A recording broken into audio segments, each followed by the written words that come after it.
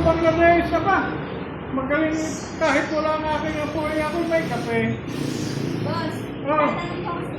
Abay, akalain mo, may tanong ka naman.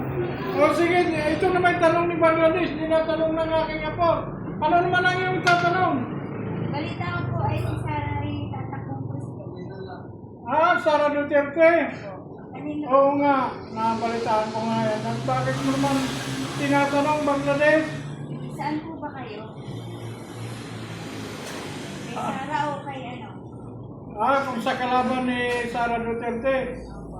Bangladesh, bagamat sila ay taga Davao, taga Mindanao, tayo ay nasa Luzon, pero sila naman nung nanungkulan ng mga Duterte, wala naman silang pinabayaan.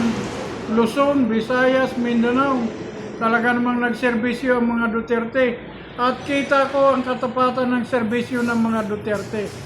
Kaya bagamat ako Bangladesh, taga Candelaria, Quezon, nasa Luzon, proud akong sabihin kong solid ako Duterte. Solid.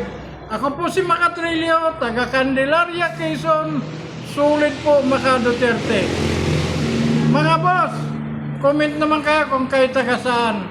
Ito po si Macatrillo, inuulit ko po, solid Duterte po ako. Proud po akong sabihin kong Duterte ako.